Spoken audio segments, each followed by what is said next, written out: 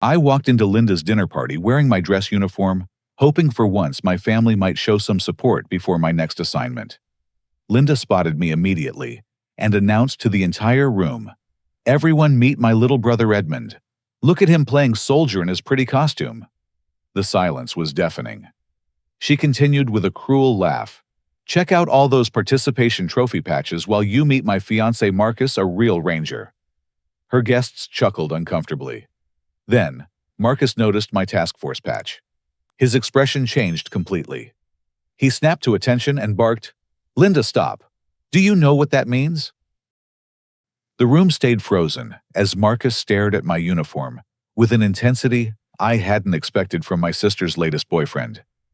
Linda's laughter died in her throat, confusion replacing her smugness.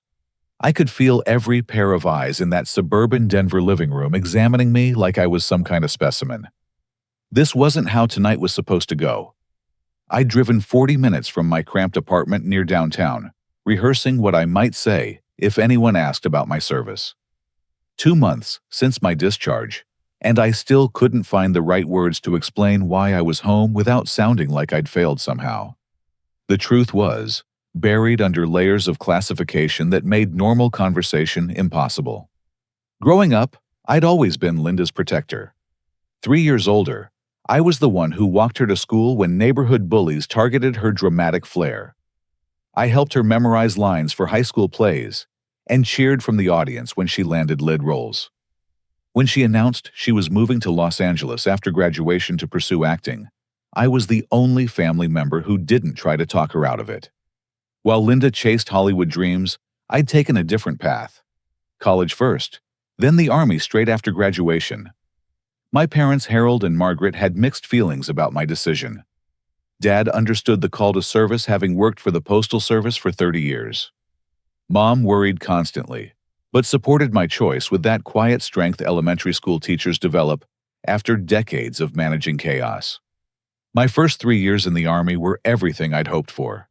I excelled in training, earned commendations, and found brothers in my unit who understood dedication meant something. Then came the recruitment offer that changed everything. The task force didn't officially exist. No ceremonies, no public recognition, no glory stories to share at family dinners. 18 months of operations that I still can't discuss, working with people whose names I'll never know, preventing threats most Americans will never realize existed. We rotated personnel every year and half to prevent burnout and maintain operational security. My administrative discharge was cover for completing a rotation in a program too sensitive for traditional military records. Coming home had been brutal, not because of combat trauma though, that played a part, but because of the isolation.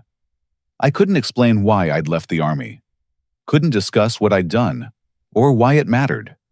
My family saw a son and brother who'd apparently given up on his military career for reasons he wouldn't share. The disconnect grew wider each week. Linda had returned from Los Angeles around the same time, full of stories about near misses with agents and callbacks that almost happened. She'd moved back into our parents' house temporarily while she figured out her next move. Her temporary stay stretched into months, and her optimism slowly curdled into resentment. The competition between us wasn't new, but it felt different now. As kids, Linda always needed to be the center of attention. If I brought home good grades, she'd manufacture some drama to redirect focus. If I succeeded at something, she'd find ways to diminish the achievement.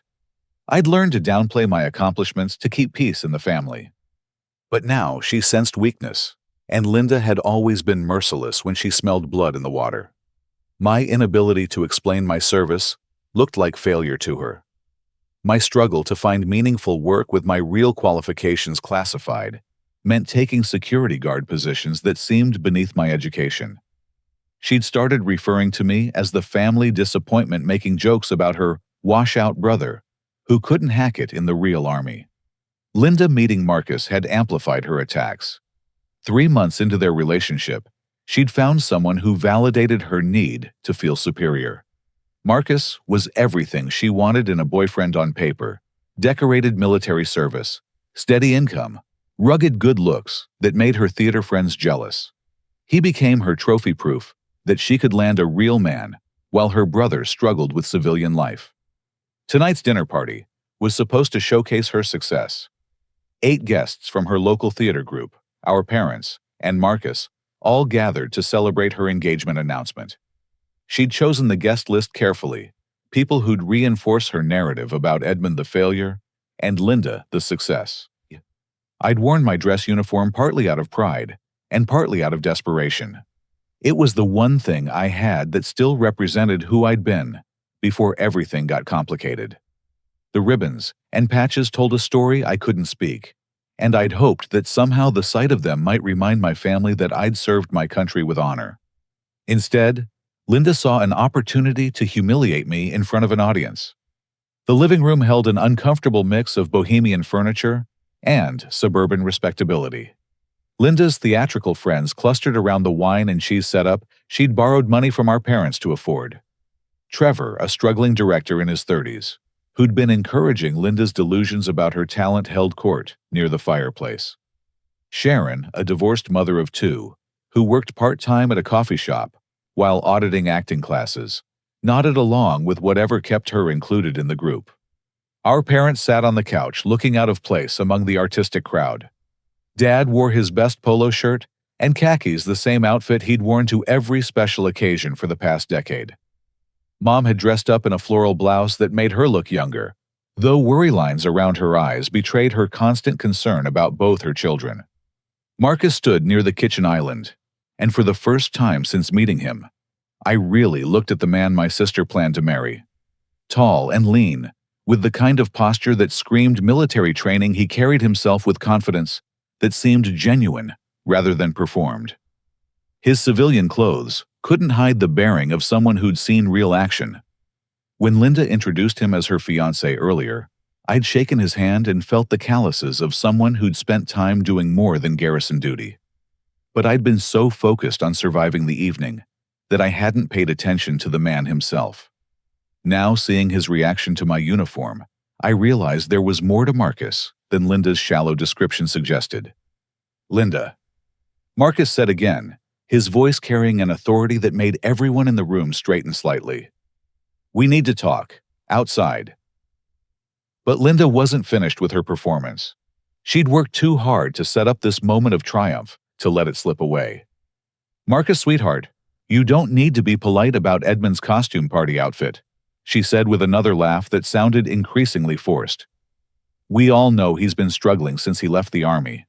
Or, should I say, since the army let him go." The words hit like a physical blow, but I kept my expression neutral. Years of operational discipline served me well in family situations that required emotional control. But I caught something in Marcus's eyes that suggested Linda had just made a serious mistake. He wasn't looking at me with pity or embarrassment.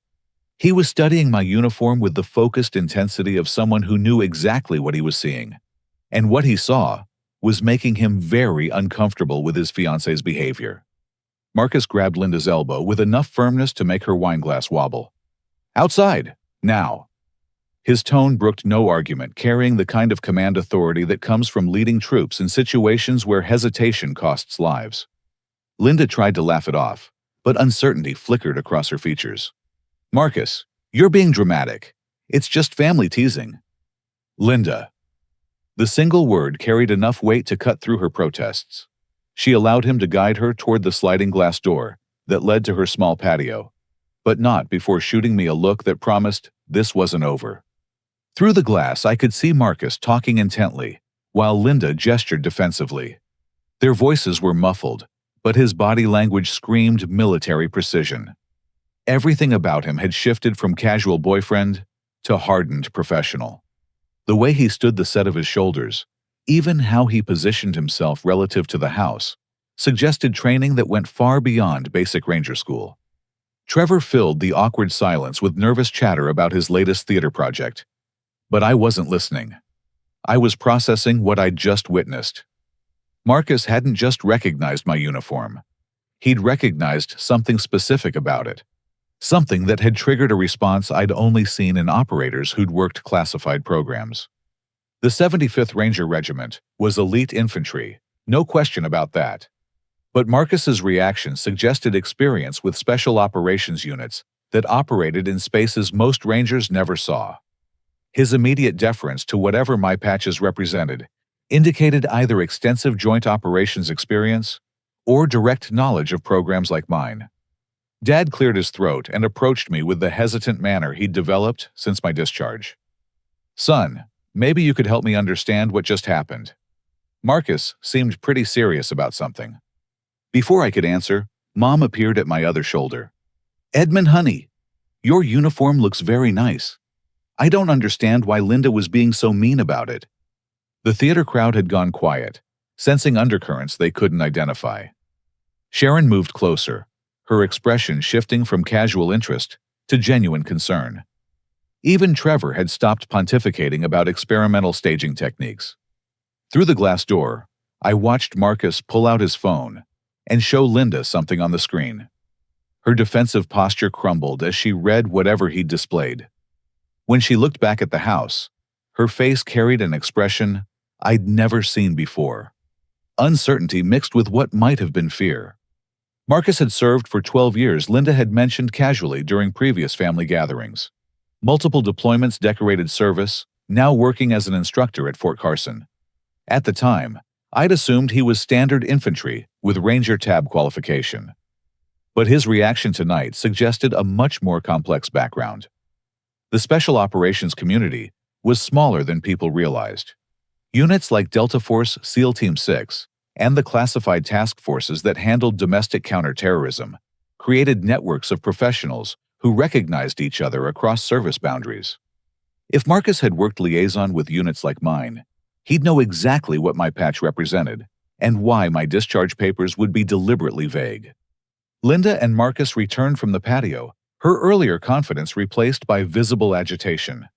Marcus's expression had hardened into something I recognized from operational briefings, the look of someone processing intelligence that changed everything about a situation. I think there's been a misunderstanding, Marcus said carefully, his eyes meeting mine across the room. Linda, maybe you could explain to everyone what Edmund actually did in the Army. Linda's laugh sounded brittle now. I already told you. He played soldier for a few years and then quit when things got tough. Right, Eddie. The childhood nickname she'd used to diminish me stung, but Marcus's reaction was immediate and sharp. Linda. His voice carried a warning that made several guests take unconscious steps backward. I need you to listen very carefully. That patch on Edmund's uniform represents a unit that doesn't officially exist.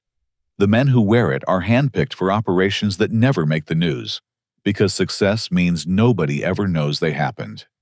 The room went silent, except for the distant hum of Linda's refrigerator. Marcus continued speaking, but his words were measured with the precision of someone walking along the edge of classification boundaries. The administrative discharge you're mocking is standard procedure for rotating personnel out of programs too sensitive for normal military records. Edmund didn't quit anything. He completed a tour of duty in operations that matter more than anything I've ever done. Linda's face cycled through confusion, denial, and something approaching panic. You're exaggerating. Marcus, you don't need to make excuses for him. I know my own brother. But Marcus wasn't finished. He turned to address our parents directly, his military bearing making him seem taller in the suburban living room. Mr. and Mrs. Patterson, your son volunteered for assignments that required him to sacrifice normal recognition and career advancement for national security. The fact that he's never explained what he did isn't because he failed. It's because he succeeded at missions he's legally prohibited from discussing. Dad sat down heavily on the couch, his face pale. Edmund, is this true? I met his eyes and nodded once. The simple acknowledgement carried more weight than any speech I could have given. Mom's hand flew to her mouth, and I saw tears beginning to form. Linda looked around the room, desperately realizing that her moment of triumph had become something else entirely. This is ridiculous. You're all acting like Edmund is some kind of hero. He's just my little brother who couldn't cut it in the real world. Marcus turned to face her fully, and when he spoke, every guest in the room understood they were witnessing something significant. Linda, I've worked with special operations units for most of my career. I know exactly what Edmund's task force did, because my unit provided support for several of their operations. The men in that program didn't fail at anything. They succeeded at missions that prevented attacks on American soil that would have made 9/11 look small. The words hung in the air like smoke from an explosion. Trevor's wine glass slipped from his fingers, shattering on Linda's hardwood floor. Sharon covered her mouth with both hands. Our parents looked at me as if seeing a stranger. And Linda, for the first time in her life, had absolutely nothing to say. But Marcus wasn't done. He pulled his phone from his pocket and held it so Linda could see the screen. I just texted my former commanding officer. He confirmed that Edmund's unit was rotated out of active operations 2 months ago after completing a classified cycle. He also mentioned that there are civilian opportunities opening up for personnel with Edmund's specific experience. Linda grabbed for the phone, but Marcus pulled it away. You want to know what else he said? He said Edmund's unit leader described him as one of the most dedicated and capable operators they'd ever worked with. Someone who put mission success above personal recognition every single time. The transformation in the room was palpable. My parents looked at me with expressions I hadn't seen since before my discharge. Pride mixed with concern, but no longer disappointment. The theater friends seemed to shrink into themselves, recognizing they'd been witness to something that made their artistic struggles seem trivial by comparison. But Linda wasn't ready to surrender her narrative. Desperation made her voice rise as she addressed the room. You're all being ridiculous. Marcus, I love that you want to be nice to Edmund, but you don't have to make up stories. I've known him his whole life. He's just not special forces material. Marcus looked at her with something approaching pity. Linda, I've trained with special forces operators for 8 years. I know what they look like, how they carry themselves, how they process stress. Your brother has all the markers of someone who's been through selection programs that have 90% failure rates. He gestured toward my uniform. That ribbon configuration includes commendations that aren't given out for regular service. The task force patch he's wearing represents a unit so classified that most military personnel don't know it exists. And the fact that he's never defended himself against your attacks tells me more about his character than anything else could. Linda's world was crumbling in real time, but she wasn't finished fighting. What she said next would cross a line that changed everything. Linda's composure finally cracked completely. You know what, fine. Maybe Edmund did some important military things, but at least I'm not lying about my whole life like he is. At least I'm honest about my struggles. Marcus's expression shifted to something cold and dangerous. Honest, Linda. You told me you were successful in Los Angeles. You said you left because you wanted to be closer to family, not because you failed. The room held its breath. Linda's eyes darted between Marcus and the guests, calculating damage control, but Marcus wasn't finished. You told me you had a successful consulting business here. You said you were choosing to live with your parents temporarily while you looked for the right house to buy. But 20 minutes ago, your landlord called asking about late rent on this place. Sharon's eyes widened with recognition. Wait, you rent this house? You told us you bought it as an investment property. Linda's face flushed crimson. That's not... I mean, the financial details are complicated. But Marcus had opened a door that couldn't be closed. His voice carried the methodical precision of someone conducting an interrogation. Linda, 3 days ago, you asked to borrow $500 for car repairs. Last week, it was $800 for dental work. The week before that, $300 for utilities. When exactly were you planning to tell me that you're not financially stable? Dad's voice cut through the tension. Linda, what car repairs? You told us you needed money for a security deposit on a new apartment. The revelation hit the room like a physical blow. Linda had been playing different family members against each other, constructing separate narratives to extract money from multiple sources. Mom covered her face with her hands. Linda Marie Patterson. Mom's teacher voice emerged with authority that made everyone straighten. Have you been lying to all of us? Trevor shifted uncomfortably near the fireplace. Linda, you told us your brother was a disappointment, who couldn't support himself. But you've been asking us for money too. Sharon's expression hardened with the realization that comes from recognizing manipulation. She asked me for $200 last month. Said it was for Edmund's medical bills because he was too proud to ask for help. The dominoes fell in rapid succession. Linda's carefully constructed web of lies unraveled as each person in the room realized they'd been feeding different versions of the same story. She'd portrayed herself as the successful sibling forced to support her failure brother, while simultaneously extracting financial support from everyone who'd listen. Harold stood up from the couch, with the careful dignity of someone whose trust had been systematically abused. Linda, how much money have you taken from your mother and me? Daddy, it's not like that. I've been having some temporary setbacks, but… How much? His postal supervisor voice brooked no deflection. Linda's shoulders sagged as the weight of exposure crushed her final defenses. Maybe $3,000. But I was going to pay it back when Marcus and I got married and combined our finances. Marcus's reaction was immediate and final. Linda, I need you to understand something very clearly. There isn't going to be a wedding. The engagement ring she'd been displaying all evening suddenly felt heavy on her finger. Marcus, you're upset about the money thing, but we can work through this. People have financial problems all the time. It's not about the money. Marcus's voice carried the finality of a closing door. It's about character. You've spent months attacking your brother for failures that exist only in your imagination, while lying to everyone about your own situation. I can't marry someone who treats family with that kind of cruelty. Linda looked around the room desperately searching for an ally, but found only faces reflecting various degrees of disappointment and disgust. The theater friends who'd supported her attacks on me now saw them in a different light. Her parents looked at her as if seeing a stranger. This is all Edmund's fault, she said, her voice rising to near hysteria. If he hadn't shown up in that stupid uniform trying to make me look bad, none of this would have happened. The accusation was so absurd that even Trevor, who'd been nodding along with her criticisms earlier, shook his head in disbelief. Marcus pulled the engagement ring from his pocket, where he'd apparently placed it during their patio conversation. Linda, I asked you to marry me because I thought you were someone with integrity who'd been dealt some tough breaks. Finding out that you're someone who invents tough breaks to manipulate people changes everything.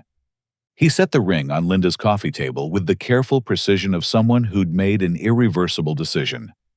I also need to tell you that I've been recommending you to people based on the lies you told me about your character and experience.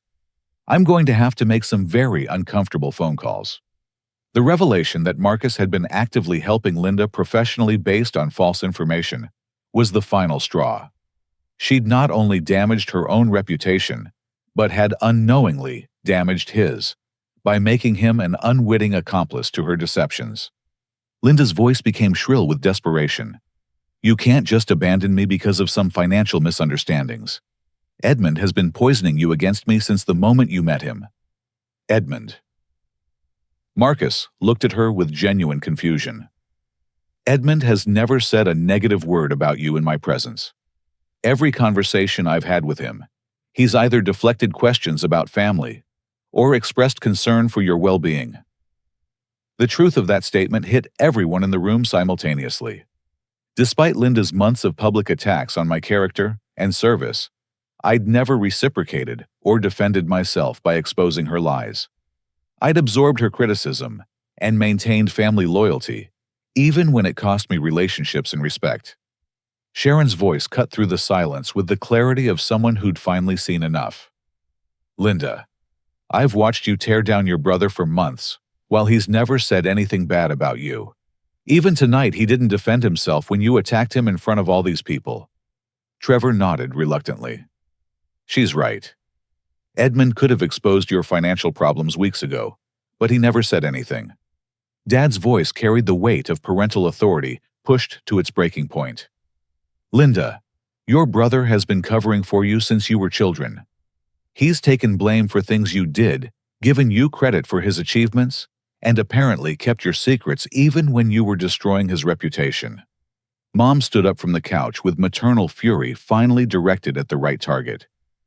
Margaret Patterson, she said, using her own name with the emphasis that meant serious consequences were coming.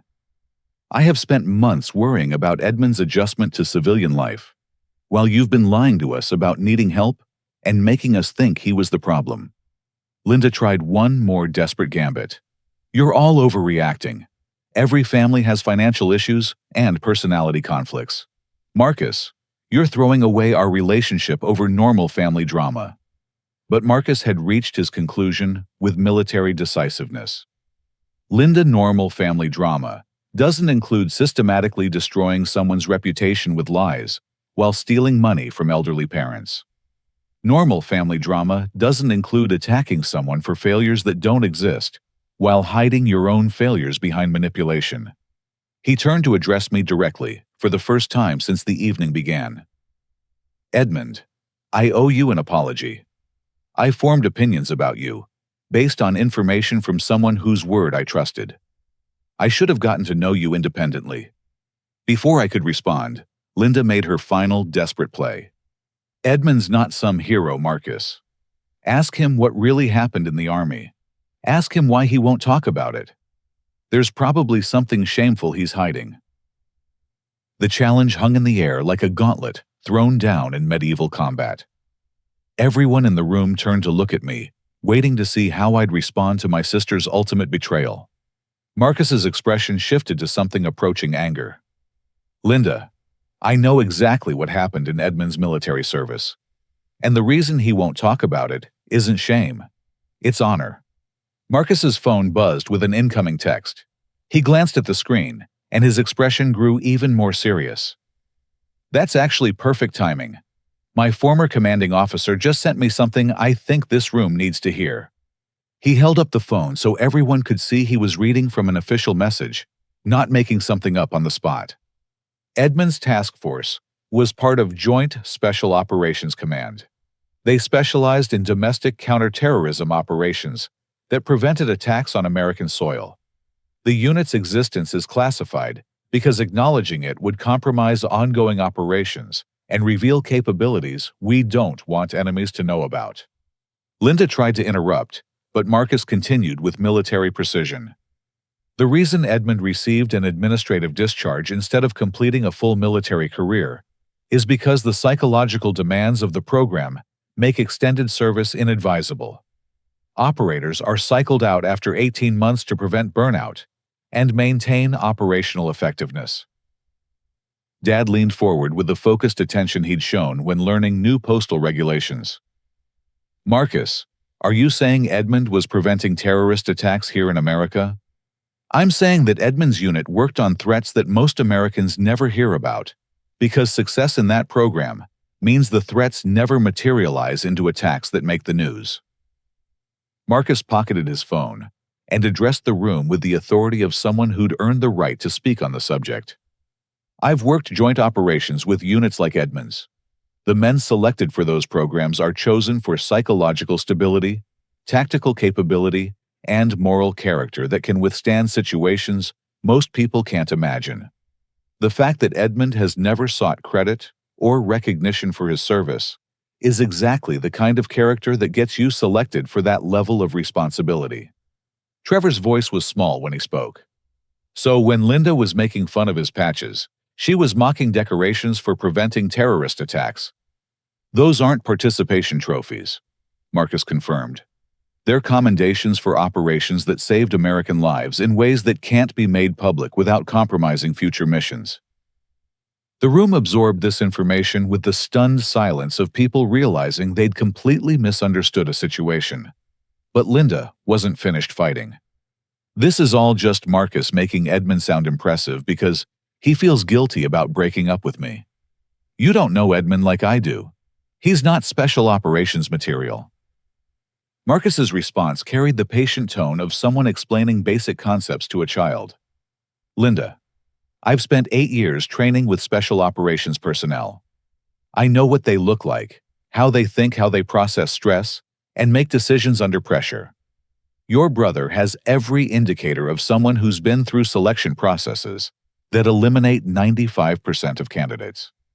He gestured toward me with professional respect. Look at how he's handled tonight. You've attacked his character, his service, and his integrity in front of his family and a room full of strangers. He hasn't defended himself, hasn't attacked you back, hasn't lost control of his emotions. That kind of discipline under personal attack is exactly what special operations selectors look for. Sharon spoke up with growing understanding. So Edmund could have defended himself this whole time by explaining what he really did, but he chose not to, because it would violate security. More than that, Marcus replied. He chose not to, because protecting the mission and his fellow operators was more important than protecting his own reputation. That's the kind of character that gets you trusted with national security responsibilities. Mom's voice carried maternal pride mixed with guilt. Edmund, honey, why didn't you tell us any of this? Before I could answer, Marcus responded for me. Because he couldn't. Mrs. Patterson, the fact that your son has maintained operational security, even when it cost him family relationships and personal reputation, shows exactly the kind of integrity that makes someone trustworthy with classified information. Linda's desperation reached new heights. You're all being ridiculous.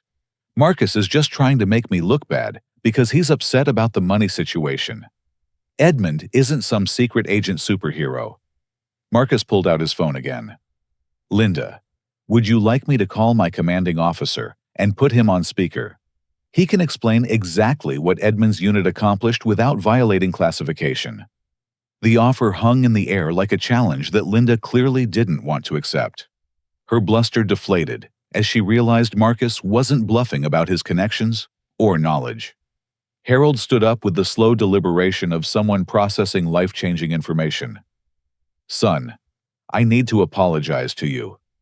I've been thinking you left the military because you couldn't handle the responsibility. I never imagined you left because you'd handled more responsibility than most people ever face. Margaret joined her husband, tears flowing freely. Edmund, I'm so sorry.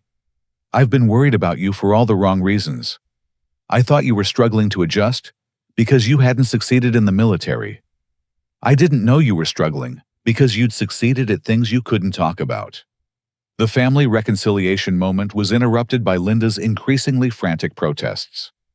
This is all speculation and military boys club nonsense. Even if Edmund did some special training that doesn't make him better than me. I've been building a career in the arts while he's been playing war games. Trevor finally found the courage to speak truth. Linda, I need to say something. You haven't been building a career in the arts. You've been lying about building a career while attacking someone who was actually serving his country with distinction. Sharon nodded agreement. And the rest of us went along with it because it was easier than confronting you.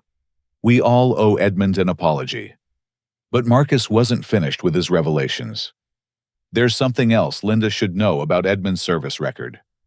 His voice carried the gravity of someone about to reveal classified information. My commanding officer also mentioned that Edmund's unit was specifically tasked with preventing domestic terrorist attacks targeting civilian populations. The operations he participated in likely saved hundreds, possibly thousands of innocent American lives. The room went completely silent as the magnitude of that statement settled in. Linda's attacks on my character hadn't just been unfair. They'd been directed at someone who'd risked everything to protect people, exactly like the ones sitting in her living room. Dad's voice was barely above a whisper. Edmund, is that true? I met his eyes and nodded once the same simple acknowledgement I'd given earlier. But this time, the weight behind it was different. This time, my family understood what that nod meant. Linda looked around the room one more time, seeing her support evaporate completely. Her final desperate gambit was to attack the messenger. Marcus, you're just saying all this because you want to make me look bad for breaking up with you. Edmund hasn't told you any of this directly. Marcus's response was swift and decisive. Linda, Edmund hasn't told me anything about his service beyond what I already knew from working with his unit. The fact that you think he would violate operational security to impress people shows how completely you misunderstand his character." He paused, then delivered the final blow that would end Linda's ability to deny reality. "But you're wrong about one thing. I'm not breaking up with you. You've spent months lying to me about your character, your finances, your family situation, and your values. The woman I proposed to doesn't exist. I'm not ending a relationship. I'm acknowledging that there never was one." The engagement ring sat on the coffee table like evidence of Linda's complete failure to understand what integrity actually looked like. And for the first time in her life, Linda Patterson had absolutely nothing to say in her own defense. The silence stretched for nearly a minute before Linda found her voice again. When she spoke, desperation had transformed into pure venom. "You know what? This is all just typical male military nonsense. You're all protecting each other because Edmund supposedly did some secret soldier stuff, but I'm the one who's been actually building a real career." Marcus's eyebrows rose in genuine surprise. "Linda, what career? You just admitted you've been borrowing money from multiple people to pay basic living expenses." Linda's face flushed deeper as she realized her mistake, but she pressed forward anyway. "I mean my consulting work. I've been developing several high-level projects that you obviously don't understand because you're not in my industry." Sharon's laugh was sharp and bitter. "Linda, what industry? You asked me to write you a reference letter for a part-time retail position at Target 3 weeks ago." The revelation hit the room like another explosion. Marcus turned to stare at Linda with complete bewilderment. "You told me you left retail work behind when you started your consulting business. You said you were choosing lower-paying consulting work because you preferred the creative freedom." Trevor shifted uncomfortably near the broken wine glass he still hadn't cleaned up. "Linda, you've been asking all of us to cover shifts at the bookstore where you work part-time. You told us you were helping out a friend, not that you needed the job." Linda's world was collapsing in real time, but instead of acknowledging reality, she doubled down on attacks against everyone in the room. "You're all ganging up on me because you're jealous of my relationship with Marcus, especially you, Edmund. You've always resented me for being more successful and attractive than you." The accusation was so absurd that several people in the room actually laughed. Dad's voice carried paternal disappointment that cut deeper than anger. "Linda, your brother, has never said a competitive word about you in your entire life. When you got lead roles in high school plays, he was the one organizing family trips to every performance. When you moved to Los Angeles, he was the only one who encouraged you to follow your dreams." Mom joined the intervention with maternal authority. "Linda Marie, when you came home from California, Edmund gave up his apartment so you could have privacy at our house. He's been living in that tiny studio near downtown because he didn't want you to feel crowded during your transition." Linda's expression shifted through confusion, denial, and finally desperate anger as she realized her family was no longer enabling her narrative. He didn't do that for me. Edmund moved out because he couldn't afford a nice place after washing out of the military." Marcus's voice cut through her protests with military precision. "Linda, Edmund moved out so you could have emotional space to recover from your setbacks. That's not the behavior of someone who resents his sister's success. That's the behavior of someone who puts family welfare ahead of personal comfort." But Linda wasn't finished with her desperate attacks. She turned to face me directly for the first time all evening. "You want to know why I don't buy this military hero story? Because I know Edmund. He's not brave. He's not tough. He's just my little brother who used to cry when our parents fought." The personal attack crossed a line that even Linda's theater friends found unacceptable. Sharon stood up with visible disgust. "Linda, that's enough. You're attacking someone for showing emotion as a child. That's not character assassination. That's just cruel." Trevor nodded agreement. "And the rest of us have been enabling this behavior for months. I feel sick thinking about some of the things I said about Edmund, based on your stories." Linda looked around the room, frantically realizing her support network was abandoning her completely. Her voice rose to near hysteria. "You're all choosing Edmund over me Because Marcus told you some ridiculous stories about secret missions and classified operations. You don't actually know anything about what he did or didn't do. Marcus's patience finally reached its limit. Linda, I know exactly what Edmund did, because I worked with his commanding officer on 3 separate joint operations. I know the selection criteria for his unit, because I was considered for a similar program. I know the psychological profile required, because I've seen what happens to people who don't measure up to those standards. He pulled out his phone and held it where everyone could see the screen. Would you like me to call Colonel Morrison right now and ask him to explain Edmund's service record to this room? I have his direct number, and he's cleared to discuss general program parameters without violating classification. Linda's face went pale as she realized Marcus wasn't bluffing about his connections or authority. But instead of backing down, she made one final desperate attack that would destroy any remaining sympathy. Fine. Call your military buddies and have them tell us what a hero Edmund is. But I know my brother and I know he's not Special Forces material. He's just a failed soldier who can't handle real life without hiding behind some made-up story about classified missions. The accusation hung in the air like smoke from a bridge burning behind her. Marcus looked at Linda with an expression that combined pity and disgust. Linda, I just realized something about you. You're not just lying to us about your situation. You're lying to yourself about Edmund, because acknowledging his real character would force you to confront your own. He stood up with military bearing that made him seem to tower over the room. Edmund has spent months allowing you to attack his reputation, rather than defending himself with information that would embarrass you. He's maintained family loyalty, even when it cost him personal relationships. He's kept your financial problems private, even when revealing them would explain why he's been helping support your parents. The revelation that I'd been quietly helping with family finances was news to everyone in the room. Linda stared at him with growing horror as Marcus continued. Meanwhile, you've been attacking his character, lying about your own situation, stealing money from elderly parents, and manipulating everyone who cares about you. The only person in this room who's shown real integrity tonight is the one you've been calling a failure. Linda tried one last desperate gambit. Marcus, you're throwing away our engagement because you want to play soldier with my brother. You're choosing someone you barely know over someone you love. Marcus's response was final and devastating. Linda, I'm not choosing anyone over anyone else. I'm choosing to align myself with people who demonstrate character and integrity.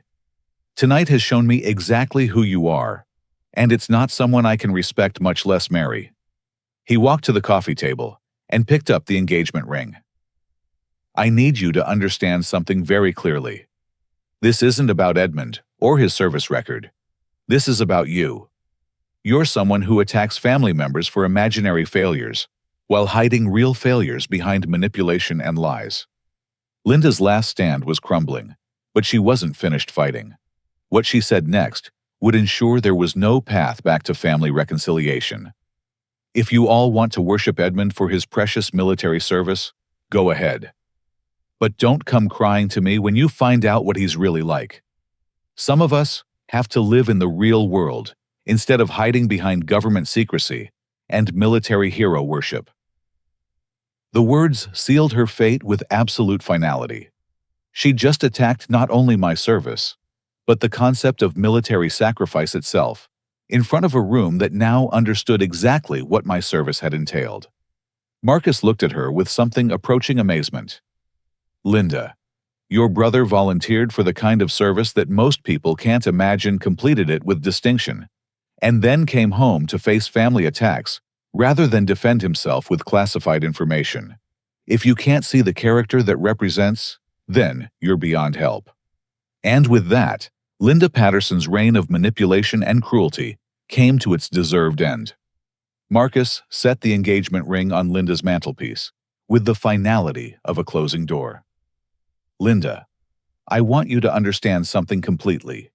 This engagement is over not because of tonight's revelations, but because of what those revelations tell me about who you actually are.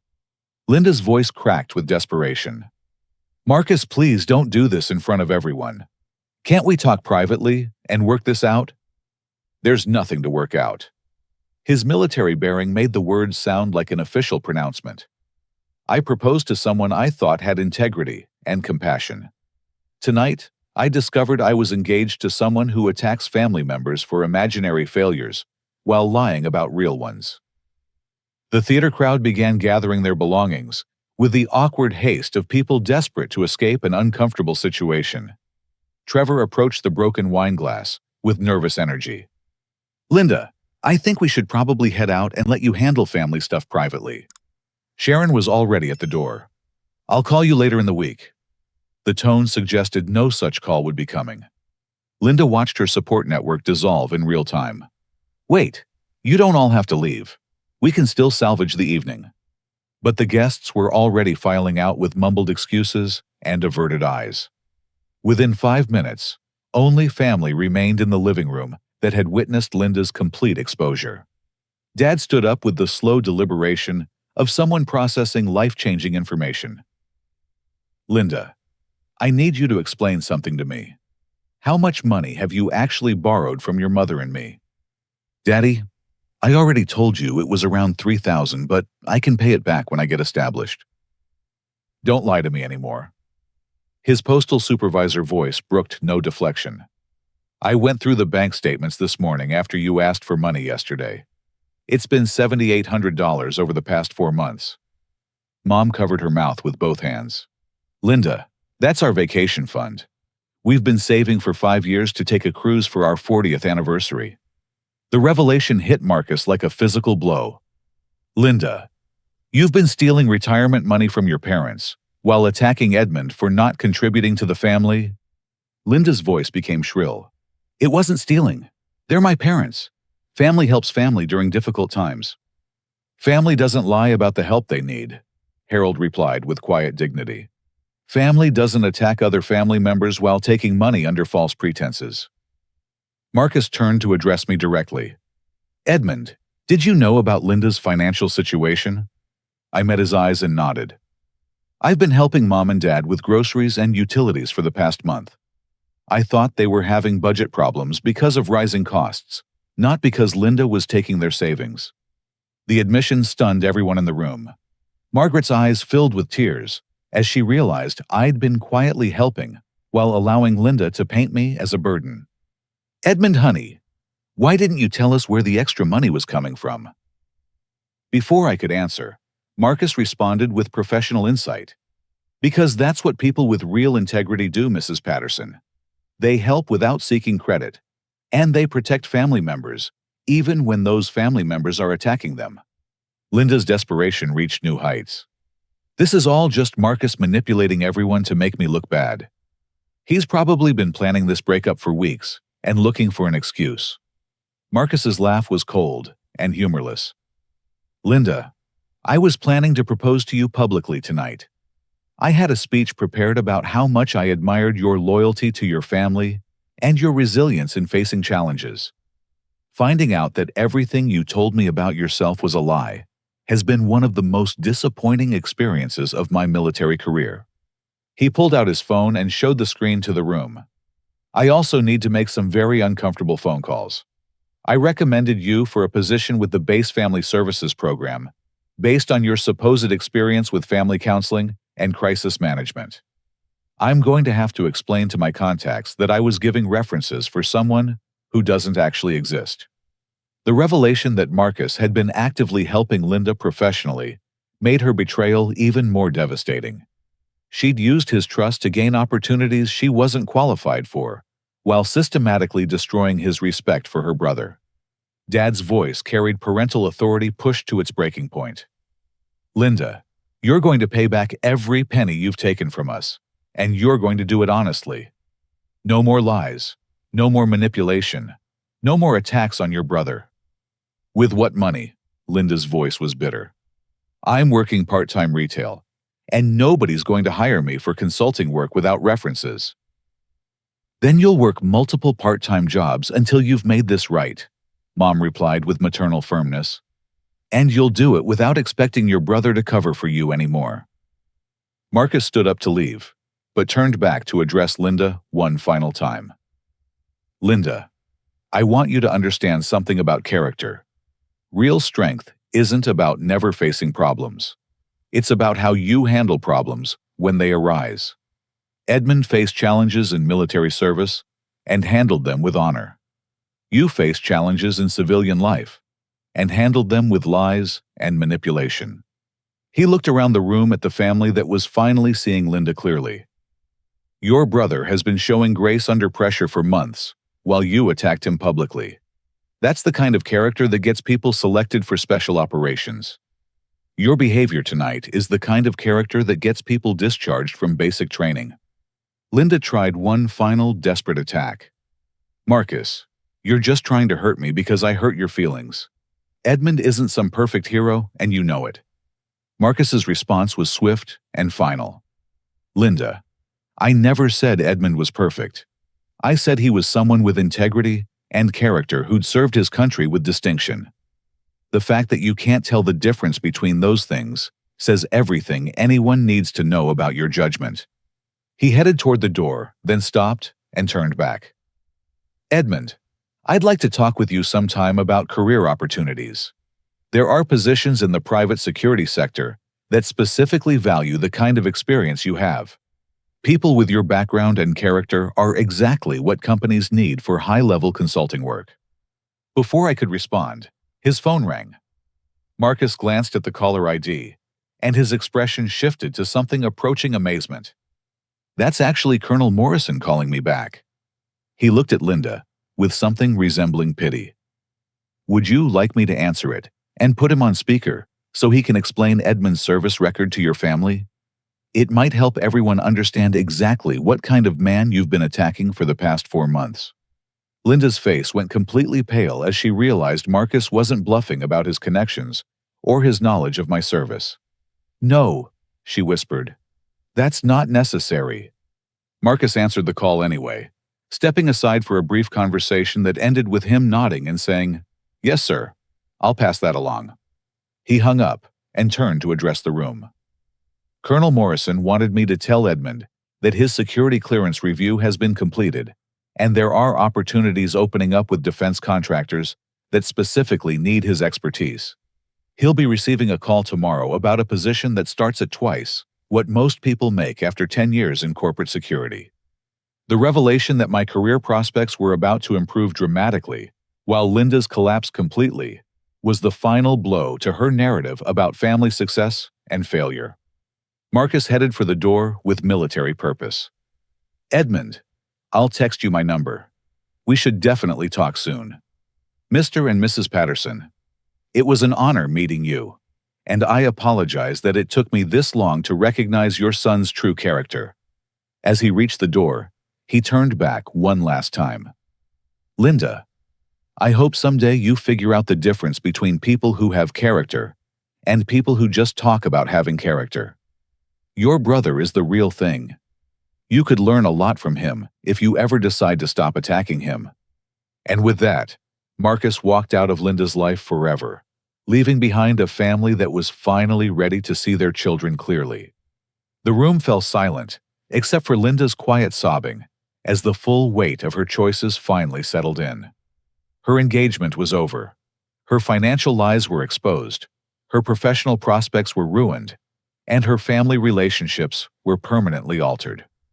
But for the first time in months, I felt something approaching peace. The truth was finally out, and justice was beginning to unfold. 3 hours after Marcus left, Linda sat alone on her couch, while the rest of us worked together to clean up the debris from her dinner party.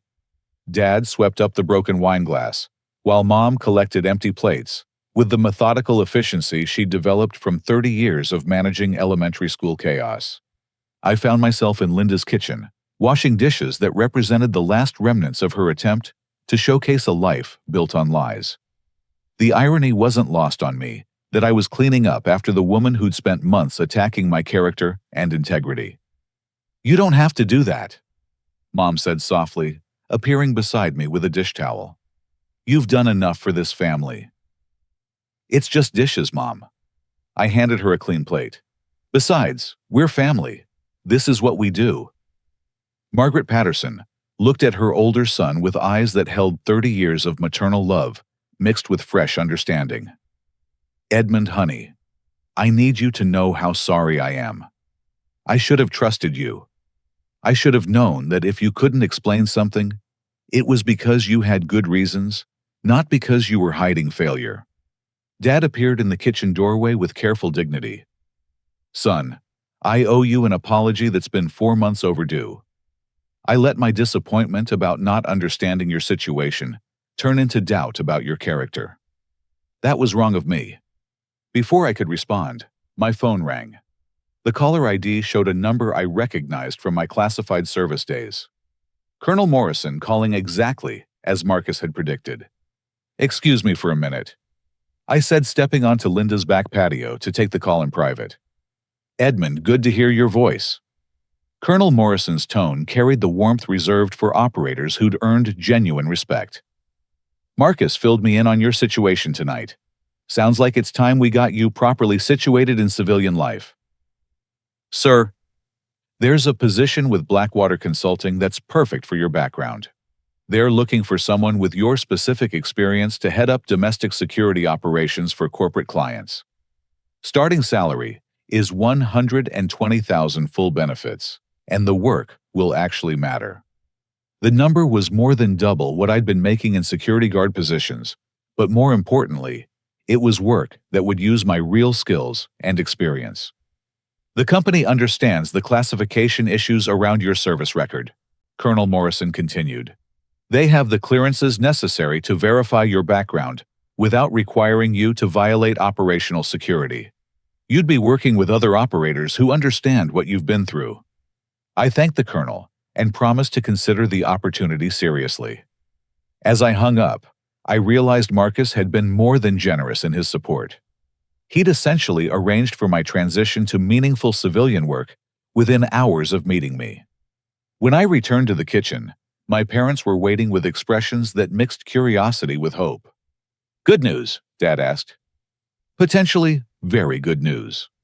I explained the job opportunity, without violating any classified information, watching my parents' faces transform as they realized their son's prospects were suddenly bright again. Linda appeared in the kitchen doorway, her earlier defiance replaced by exhaustion and what might have been shame. Edmund, can we talk privately? Mom and Dad exchanged glances, then discreetly moved to the living room, leaving Linda and me alone for the first time since the evening began.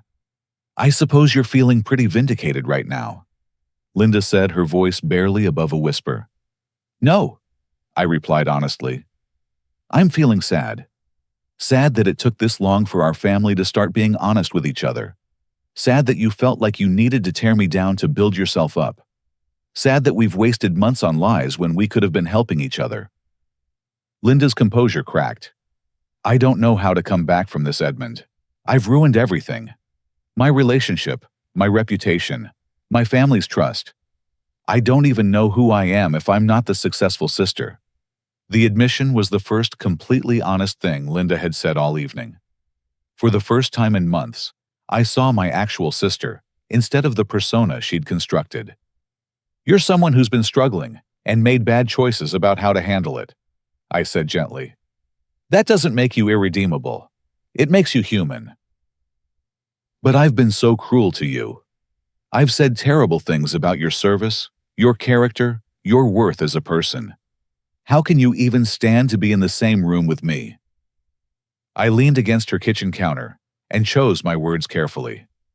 Linda, I've seen what real evil looks like. People who hurt others for pleasure, who destroy lives for ideology, who choose cruelty when kindness costs nothing. You're not evil. You're someone who got scared and made destructive choices. She wiped her eyes with the back of her hand. I don't deserve forgiveness. Maybe not tonight, I admitted. But forgiveness isn't about what people deserve. It's about what families choose to do when someone genuinely wants to change. Linda looked at me with something approaching amazement. How are you not angry? After everything I've put you through, how are you being kind to me? The question deserved an honest answer. Because staying angry would hurt me more than it hurts you. Because carrying resentment would make me less effective in my work and my relationships. Because choosing forgiveness, even when it's hard, is part of who I want to be.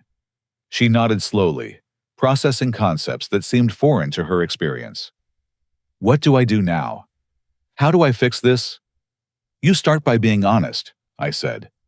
With mom and dad, about your real financial situation.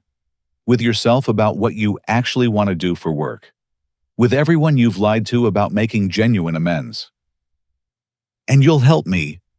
I met her eyes directly. I'll help you become the person you're capable of being. But I won't enable the person you've been for the past 4 months. There's a difference. Linda absorbed this with the careful attention of someone learning a new language. Edmund, can I ask you something about your military service? You can ask. Were you scared? When you were doing those classified operations? The question surprised me with its genuineness. Yes. Being scared is normal when you're doing dangerous work. The difference is whether you let fear control your choices or whether you act with integrity despite being afraid. I've been scared for months, she admitted. Scared that I was failing. Scared that people would see through my lies. Scared that I wasn't as good as I pretended to be. Fear can motivate positive change, I said.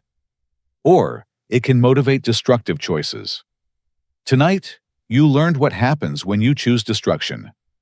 Tomorrow, you can start choosing differently. We rejoined our parents in the living room, where Harold and Margaret were sitting close together on the couch, holding hands with the unity that comes from facing family crises together. Linda, Dad said with gentle firmness, your mother and I have been talking. We're going to help you get back on your feet, but it's going to be on terms that don't enable more lies. Mom nodded agreement. You'll move back home until you've paid back the money you borrowed. You'll get professional help for whatever underlying issues led to this behavior. And you'll rebuild trust through actions, not words. Linda accepted their terms with humility that seemed genuine. What about Edmund? I've damaged his reputation with friends, neighbors, people at church. How do I fix that? Dad's response was immediate. You tell the truth. You explain that you lied about Edmund's service and character because you were struggling with your own problems. You make it clear that he's been the one helping this family, while you've been the one taking from it. The conversation continued for another hour, establishing boundaries and expectations that would govern Linda's path back to family trust. By the time we finished, it was nearly midnight, but the emotional weight that had dominated our family interactions for months felt lifted. As I prepared to leave for my apartment, Linda stopped me at the door. Edmund, I know I don't have the right to ask for anything after tonight, but could I have a hug? I feel like I haven't hugged my actual brother in years. I wrapped my arms around my sister, feeling how small and fragile she seemed without the armor of arrogance she'd worn for so long. I love you, Linda. I've always loved you, even when you made it hard. I love you too, she whispered, and I'm going to figure out how to be someone worthy of having you as a brother.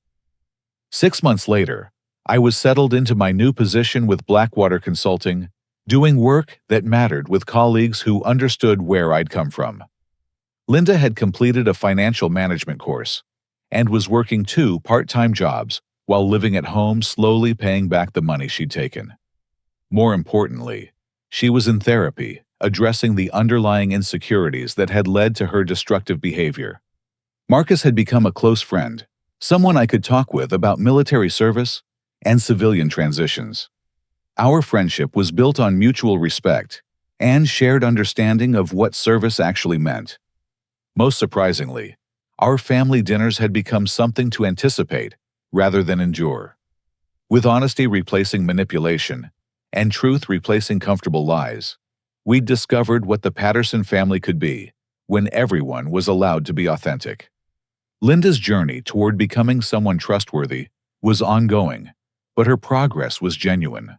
She'd learned the difference between building yourself up through achievement and building yourself up by tearing others down.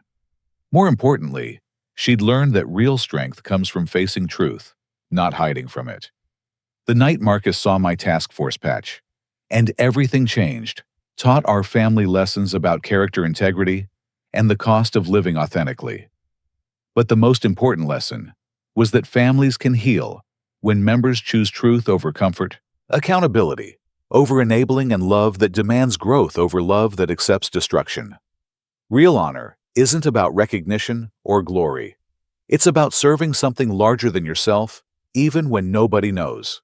It's about maintaining integrity under pressure, protecting others even when it costs you personally, and choosing character over convenience in moments when nobody's watching. The military taught me how to serve my country. My family taught me how to serve the people I love. Both lessons required learning that true strength comes not from never being challenged, but from how you respond when everything you value is tested.